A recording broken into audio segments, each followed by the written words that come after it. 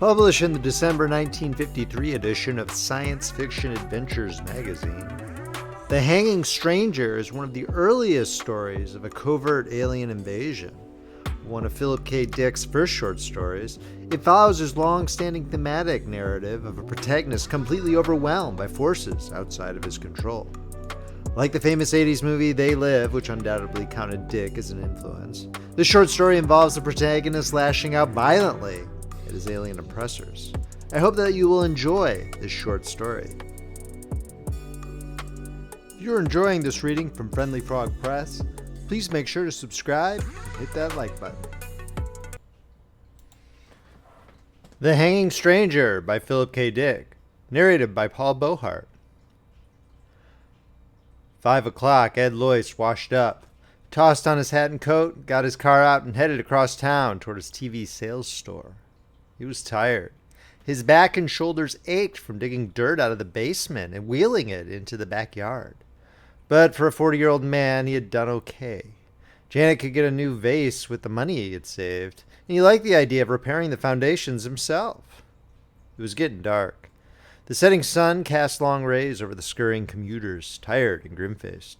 Women loaded down with bundles and packages, students swarming home from the university, mixing with clerks and businessmen, drab secretaries. He stopped his Packard for a red light and then started it up again. The store had been open without him. He'd arrived just in time to spell the help for dinner, go over the records of the day, maybe even close a couple of sales himself.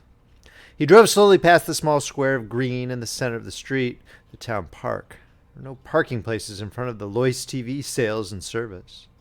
He cursed under his breath and swung the car in a U-turn. Again, he passed the little square of green with its lonely drinking fountain and bench and single lamppost. From the lamppost, something was hanging. A shapeless dark bundle, swinging a little with the wind, like a dummy of some sort. Loyce rolled down his window and peered out. What the hell was it? A display of some kind? Sometimes the Chamber of Commerce put up displays in the square. Again, he made a U-turn and brought his car around. He passed the park and concentrated on the dark bundle. It wasn't a dummy. And if it was a display, it was a strange kind. The hackles on his neck rose, and he swallowed uneasily. Sweat slid out on his face and hands. It was a body, a human body. "Look at it," Loyce snapped. "Come on out here." Dom Ferguson came slowly out of the store, buttoning his pinstripe coat with dignity. "This is a big deal, Ed. I can't just leave the guy standing there." "See it?" Ed pointed into the gathering gloom. The lamppost jutted up against the sky, the post and the bundle swinging from it. "There it is! How long has it been there?" His voice rose excitedly. "What's wrong with everybody? They just walk on past." Dom Ferguson lit a cigarette slowly. "Take it easy, old man. Must be a good reason, or it wouldn't be there." "A reason? What kind of a reason?" Ferguson shrugged. "Like the time the Traffic Safety Council put the wrecked Buick there. Some sort of civic thing. How would I know?" Jack Potter from the shoe shop joined them. "What's up, boys?" "There's a body hanging from the lamppost," Loyce said. "I'm going to call the cops." "They must know about it," Potter said, "or otherwise it wouldn't be there." "I got to get back in." Ferguson headed back into the store. "Business before pleasure." Loyce began to get hysterical. "You see it? You see it hanging there? A man's body, a dead man." "Sure, Ed. I saw it this afternoon when I went out for coffee." "You mean it's been there all afternoon?" "Sure. What's the matter?" Potter glanced at his watch. "Have to run. See you later, Ed." Potter hurried off, joining the flow of people moving along the sidewalk. Men and women passing by the park. A few glanced up curiously at the dark bundle, and then went on. Nobody stopped. Nobody paid any attention. "I'm going nuts," Loyce whispered. He made his way to the curb and crossed out into traffic among the cars. Horns honked angrily at him. He gained the curb and stepped up onto the little square of green. The man had been middle-aged. His clothing was ripped and torn, a gray suit splashed and caked with dry mud. A stranger. Loyce had never seen him before. Not a local man. His face was partly turned away, and in the evening wind he spun a little, turning gently, silently. His skin was gouged and cut. Red gashes, deep scratches of congealed blood. A pair of steel-rimmed glasses hung from one ear, dangling foolishly. His eyes bulged. His mouth was open, tongue thick and ugly blue. For heaven's sakes, Lois muttered, sickened. He pushed down his nausea and made his way back to the sidewalk. He was shaking all over with revulsion and fear. Why? Who was the man? Why was he hanging there? What did it mean? And why didn't anybody notice? He bumped into a small man hurrying along the sidewalk. Watch it, the man grated. Oh, it's you, Ed. Ed nodded dazedly. Hello, Jenkins. What's the matter? The stationary clerk caught Ed's arm. You look sick. The body, there in the park. Sure, Ed. Jenkins led him into the alcove of Lois TV Sales and Service. Take it easy. Margaret Henderson from the jewelry store joined them. Something wrong? Ed's not feeling well. Lois yanked himself free. How can you stand there? Don't you see it, for God's sakes? What's he talking about? Margaret asked nervously. The body, Ed shouted. The body hanging there. More people collected. Is he sick? It's Ed Lois. You okay, Ed? The body, Lois screamed, struggling to get past them. Hands caught at him. He tore loose. Let me go. The police. Get the police. Ed, better get a doctor. He must be sick or drunk. Lois fought his way through the people. He stumbled and half fell. Through a blur, he saw rows of faces, curious, concerned, anxious. Men and women halting to see what the disturbance was. He fought past them toward his store. He could see Ferguson inside talking to a man, showing him an Emerson TV set. Pete Foley in the back at the service counter, setting up a new Philco. Lois shouted at them frantically. His voice was lost in the roar of traffic and the murmur around him.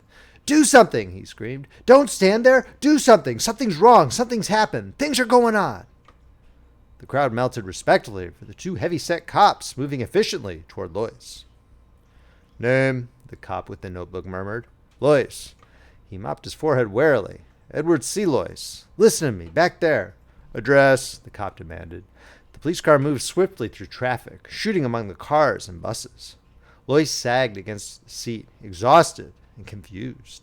He took a deep, shuddering breath. 1368 Hearst Road. That's here in Pikeville? That's right. Ed pulled himself up with a violent effort. Listen to me, back there, in the square, hanging from the lamppost. Where were you today? The cop behind the wheel demanded. Where? Lois echoed. You weren't in your shop, were you? No, he shook his head. No, I was home, down in the basement. In the basement? Digging a new foundation, getting out the dirt to pour a cement frame. Why, what has that to do with... Is anybody else down there with you? No, my wife was downtown. My kids were at school. Lois looked from one heavy-set cop to the other. Hope flicked across his face. Wild hope. You mean because I was down there I missed the explanation? I didn't get in on it like everybody else? After a pause, the cop with the notebook said, That's right. You missed the explanation. Then it's official. The body, it's supposed to be hanging there. It's supposed to be hanging there for everybody to see. Ed Lois grinned weakly. Good Lord, I guess I sort of went off the deep end. I thought maybe something had happened. You know, something like the Ku Klux Klan. Some kind of violence. Communists or fascists taking over. He wiped his face with his breast pocket handkerchief, his hand shaking. I'm glad to know it's on the level. It's on the level. The police car was getting near the Hall of Justice. The sun had set. The streets were gloomy and dark. The lights had not yet come on. I feel better, Lois said. I was pretty excited there for a minute. I guess I got all stirred up. Now that I understand, there's no need to take me in, is there? The two cops said nothing. I should be back at my store. The boys haven't had dinner. I'm all right now. No more trouble. Is there any need of... This won't take long, the cop behind the wheel interrupted. A short process. Only a few minutes. I hope it's short, Lois muttered. The car slowed down for a stoplight. I guess I sort of disturbed the peace. Funny getting excited like that. And Lois yanked the door open. He sprawled out into the street and rolled to his feet. Cars were moving all around him, gaining speed as the light changed. Lois leaped onto the curb and raced among the people, burrowing into the swarming crowds. Behind him he heard sounds, shouts, people running. They weren't cops. He had realized that right away. He knew every cop in Pikeville. A man couldn't own a store, operate a business in a small town for 25 years without getting to know all the cops. They weren't cops, and there hadn't been any explanation. Potter, Ferguson, Jenkins, none of them knew why it was there. They didn't know and they didn't care. That was the strange part. Lois ducked into a hardware store. He raced toward the back, past the startled clerks and customers, into the shipping room, and through the back door. He tripped over a garbage can and ran up a flight of concrete steps. He climbed over a fence and jumped down on the other side, gasping and panting. There was no sound behind him. He'd got away. He was at the entrance of an alley, dark and strewn with boards and ruined boxes and tires. He could see the street at the far end. A streetlight wavered and came on. Men and women, stores, neon signs, cars. And to his right, the police station. He was close, terribly close. Past the loading platform of a grocery store rose the white concrete side of the Hall of Justice. Barred windows, the police antenna, a great concrete wall rising up in the darkness. A bad place for him to be near. He was too close. He had to keep moving, get farther away from them. Them? Lois moved cautiously down the alley. Beyond the police station was the city hall, the old-fashioned yellow structure of wood and gilded brass and broad cement steps. He could see the endless rows of offices, dark windows, the cedars and beds of flowers on each side of the entrance. And something else. Above the city hall was a patch of darkness, a cone of gloom denser than the surrounding night, a prism of black that spread out and was lost into the sky. He listened. Good God, he could hear something. Something that made him struggle frantically to close his ears, his mind, to shut out the sound. A buzzing, a distant muted hum like a great swarm of bees. Lois gazed up, rigid with horror. The splotch of darkness hanging over the city hall, darkness so thick it seemed almost solid. In the vortex, something moved. Flickering shapes, things descending from the sky, pausing momentarily above the city hall, fluttering over it in a dense swarm, and then dropping silently onto the roof. Shapes, fluttering shapes from the sky, from the crack of darkness that hung above him. He was seeing them. For a long time, Lois watched, crouched behind a sagging fence in a pool of scummy water. They were landing, coming down in groups, landing on the roof of the city hall and disappearing inside. They had wings, like giant insects of some kind. They flew and fluttered and came to rest, and then crawled crab fashion sideways across the roof and into the building. He was sickened and fascinated. Cold night wind blew around him and he shuddered. He was tired, dazed with shock. On the front steps of the city hall were men standing here and there, groups of men coming out of the building and halting for a moment before going on. Were there more of them? It didn't seem possible. What he saw descending from the black chasm weren't men. They were alien, from some other world, some other dimension. Sliding through this slit, this break in the shell of the universe, entering through this gap, winged insects from another realm of being. On the steps of the city hall, a group of men broke up. A few moved toward a waiting car. One of the remaining shapes started to re-enter the city hall. It changed his mind and turned to follow the others. Lois closed his eyes in horror. His senses reeled. He hung on tight, clutching at the sagging fence. The shape, the man shape, had abruptly fluttered up and flapped after the others. It flew to the sidewalk and came to rest among them. Pseudo-men, imitation men, insects with ability to disguise themselves as men, like other insects familiar to Earth, protective coloration, mimicry. Lois pulled himself away. He got slowly to his feet. It was night. The alley was totally dark. But maybe they could see in the dark. Maybe darkness made no difference to them. He left the alley cautiously and moved out onto the street. Men and women flowed past, but not so many now.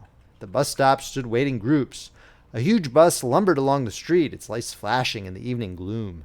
Lois moved forward. He pushed his way among those waiting, and when the bus halted, he boarded it and took a seat in the rear by the door.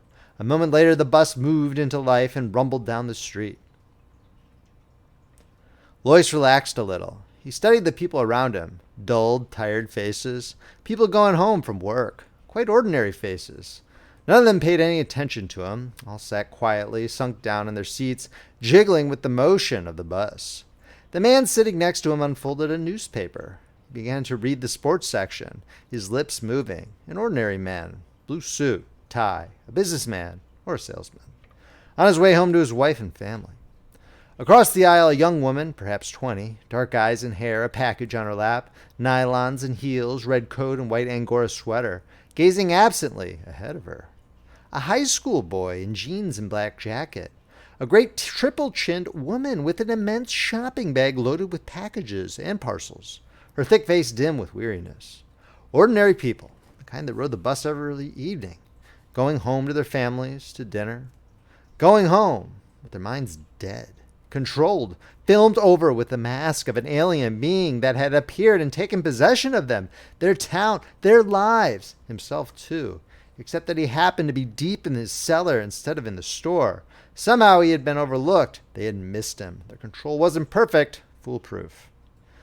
Maybe there were others. Hope flickered in Lois.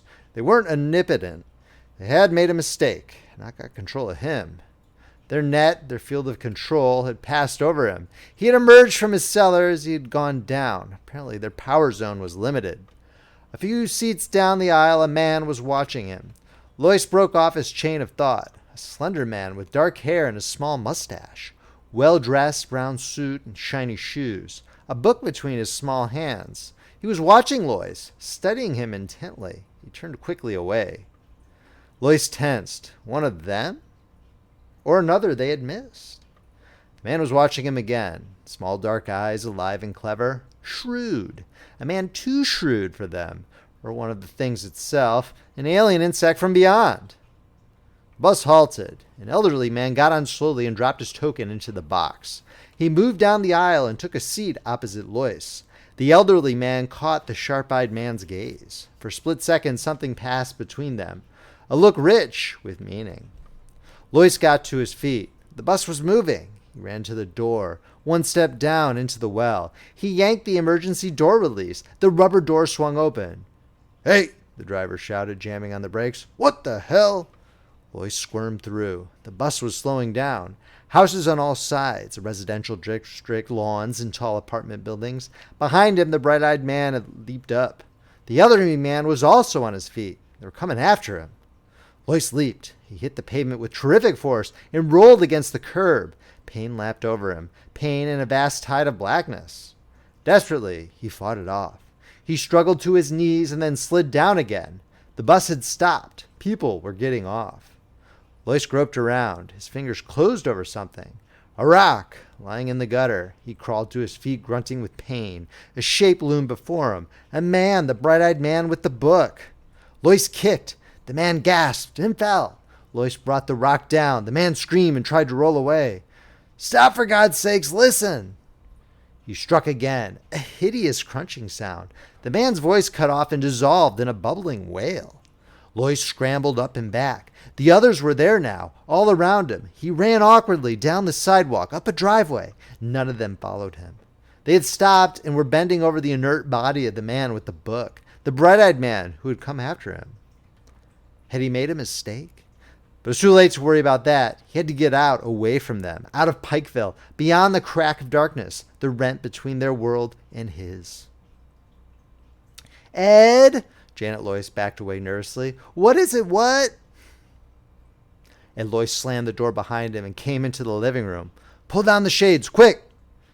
Janet moved toward the window. "But do as I say. Who else is here besides you?"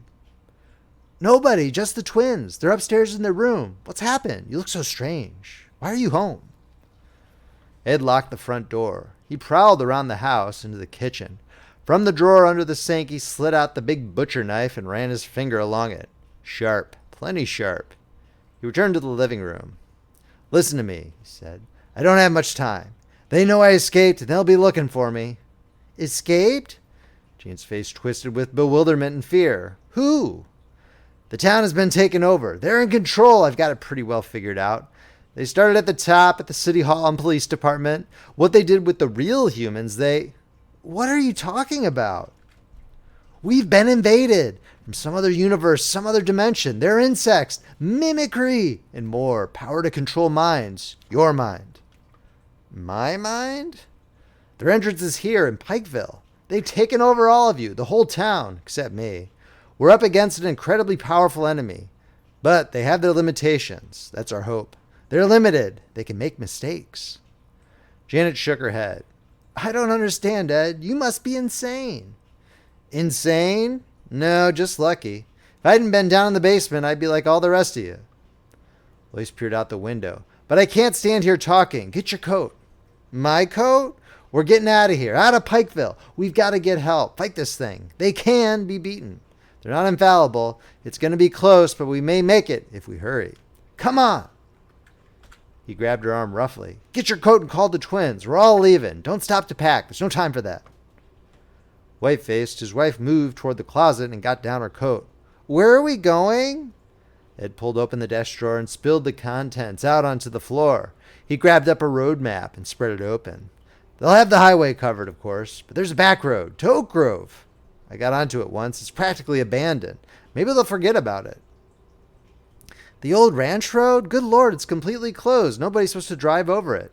I know. Ed thrust the map grimly into his coat. That's our best chance. Now call down the twins and let's get going. Your car is full of gas, isn't it? Janet was dazed. The Chevy? I had it filled up yesterday afternoon. Janet moved toward the stairs. Ed, Call the twins! Ed unlocked the front door and peered out. Nothing stirred. No sign of life. All right so far. Come on downstairs, Janet called in a wavering voice. We're going out for a while. Now? Tommy's voice came. Hurry up, Ed barked. Get down here, both of you. Tommy appeared at the top of the stairs. I was doing my homework. We're starting fractions. Miss Parker says if we don't get this done... You can forget about fractions. Ed grabbed his son as he came down the stairs and propelled him toward the door. Where's Jim? He's coming. Jim started slowly down the stairs. What's up, Dad? We're going for a ride. A ride? Where? Ed turned to Janet. We'll leave the lights on and the TV set. Go turn it on. He pushed her toward the set. So they think we're still... He heard the buzz and dropped instantly, the long butcher knife out. Sickened, he saw it coming down the stairs at him, wings a blur of motion as it aimed itself. It still bore a vague resemblance to Jimmy. It was small, a baby one. A brief glimpse, the thing hurtling at him, cold, multi-lensed, inhuman eyes. Wings, body still clothed in yellow t-shirt and jeans, the mimic outline still stamped on it. A strange half-turn of its body as it reached him. What was it doing? A stinger. Lois stabbed wildly at it. It retreated, buzzing frantically. Lois rolled and crawled toward the door. Tommy and Janet stood still as statues, faces blank, watching without expression. Lois stabbed again. This time the knife connected. The thing shrieked and faltered. It bounced against the wall and fluttered down. Something lapped through his mind, a wall of force, energy, an alien mind probing into him. He was suddenly paralyzed. The mind entered his own, touched against him briefly, shockingly. An utterly alien presence settling over him, and then it flickered out as the thing collapsed in a broken heap on the rug. It was dead. He turned it over with his foot. It was an insect, a fly of some kind, yellow t-shirt, jeans, his son Jimmy. He closed his mind tight. It was too late to think about that. Savagely, he scooped up his knife and headed toward the door. Janet and Tommy stood stone still, neither of them moving. The car was out. He'd never get through. They'd be waiting for him. It was 10 miles on foot, 10 long miles over rough ground, gullies, and open fields and hills of uncut forest. He'd have to go alone. Lois opened the door. For a brief second, he looked back at his wife and son. Then he slammed the door behind him and raced down the porch steps. A moment later, he was on his way, hurrying swiftly through the darkness toward the edge of town.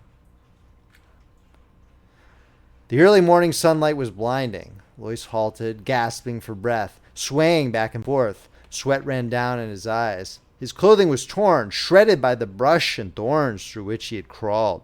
10 miles on his hands and knees, crawling, creeping through the night. His shoes were mud-caked. He was scratched and limping, utterly exhausted. But ahead of him lay Oak Grove. He took a deep breath and started down the hill. Twice he stumbled and fell, picking himself up and trudging on. His ears rang. Everything receded and wavered. But he was there. He got out, away from Pikeville. A farmer in a field gaped at him. From a house, a young woman watched in wonder. Lois reached the road and turned onto it. Ahead of him was a gasoline station and a drive-in. A couple of trucks, some chickens pecking in the dirt, a dog tied with a string. The white-clad attendant watched suspiciously as he dragged himself up to the station. Thank God. He caught hold of the wall. I didn't think I was going to make it. They followed me most of the way. I could hear them buzzing and flitting around behind me. What happened? The attendant demanded. You in a wreck? A holdup? Lois shook his head warily. They have the whole town, the city hall, and the police station. They hung a man from the lamppost. That was the first thing I saw. They've got all the roads blocked. I saw them hovering over the cars coming in. About 4 this morning, I got beyond them. I knew it right away. I could feel them leave. And then the sun came up. The attendant licked his lip nervously. You're out of your head. I better get a doctor. Get me into Oak Grove, Lois gasped. He sank down on the gravel. We've got to get started, cleaning them out. Got to get started right away. They kept a tape recorder going all the time he talked. When he had finished, the commissioner snapped off the recorder and got to his feet. He stood for a moment, deep in thought. Finally, he got out his cigarettes and lit up slowly, a frown on his beefy face. You don't believe me, Lois said. The commissioner offered him a cigarette. Lois pushed it impatiently away. Suit yourself. The commissioner moved over to the window and stood for a time looking out at the town of Oak Grove. I believe you, he said abruptly. Lois sagged. Thank God. So you got away. The commissioner shook his head. You're down in your cellar instead of at work? A freak chance? 1 in a million? Lois sipped some of the black coffee they had brought him. I have a theory, he murmured. What is it? About them, who they are. They take over one area at a time, starting at the top, the highest level of authority, working down from there in a widening circle. When they're firmly in control, they go on to the next town. They spread slowly, very gradually. I think it's been going on for a long time.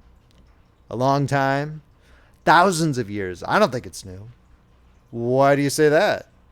When I was a kid, a picture they showed us in Bible League, a religious picture, an old print. The enemy gods defeated by Jehovah. Moloch, Beelzebub, Moab, Baalan, Ashtaroth. So? They're all represented by figures. Lois looked up at the commissioner. Beelzebub was represented as a giant fly.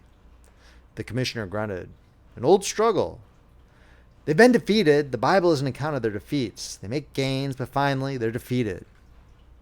Why defeated? They can't get everyone. They didn't get me, and they never got the Hebrews. The Hebrews carried the message to the whole world. The realization of the danger. The 2 men on the bus, I think they understood, had escaped like I did. He clenched his fists. I killed one of them. I made a mistake. I was afraid to take a chance. The commissioner nodded. Yes, they undoubtedly had escaped, as you did, freak accidents, but the rest of the town was firmly in control. He turned from the window. Well, Mr. Lois, you seem to have figured everything out. Not everything. The hanging man, the dead man hanging from the lamppost. I don't understand that. Why? Why did they deliberately hang him there? That would seem simple. The commissioner smiled faintly. Bait. Lois stiffened. His heart stopped beating. Bait? What do you mean? To draw you out. Make you declare yourself so they know who was under control and who had escaped. Lois recoiled with horror. Then they expected failures. They anticipated. He broke off. They were ready with a trap. You showed yourself. You reacted. You made yourself known. The commissioner abruptly moved toward the door. Come along, Lois. There's a lot to do. We must get moving. There's no time to waste. Lois started slowly to his feet, numbed. And the man... Who was the man? I never saw him before. He wasn't a local man. He was a stranger, all muddy and dirty, his face cut, slashed. There's a strange look on the commissioner's face as he answered. Maybe, he said softly. You'll understand that, too. Come along with me, Mr. Lois. He held the door open, his eyes gleaming. Lois caught a glimpse of the street in front of the police station. Policemen, a platform of some sort, a telephone pole, and a rope. Right this way, the commissioner said, smiling coldly. As the sun set, the vice president of the Oak Grove Merchants Bank came up out of the vault, threw the heavy time locks, put on his hat and coat, and hurried outside onto the sidewalk. Only a few people were there, hurrying home to dinner. Good night, the guard said, locking the door after him. Good night, Clarence Mason murmured. He started along the street toward his car. He was tired. He'd been working all day down in the vault, examining the layout of the safety deposit boxes to see if there was room for another tier. He was glad to be finished. At the corner, he halted. The streetlights had not yet come on. The street was dim. Everything was vague. He looked around and froze. From the telephone pole in front of the police station, something large and shapeless hung. It moved a little with the wind. What the hell was it? Mason approached it warily. He wanted to get home. He was tired and hungry. He thought of his wife, his kids, a hot meal on the dinner table. But there was something about the dark bundle, something ominous and ugly. The light was bad. He couldn't tell what it was. Yet it drew him on, made him move closer for a better look. The shapeless thing made him uneasy. He was frightened by it, frightened and fascinated. And the strange part was that nobody else seemed to notice it. End of story. If you enjoyed this reading, please make sure to subscribe, hit that like button, and check out friendlyfrogpress.com, where you can see where our collection of ebooks, paperbacks, and audiobooks are available. Friendly Frog Press, where the classics come alive. This is Paul Beauheart, signing off.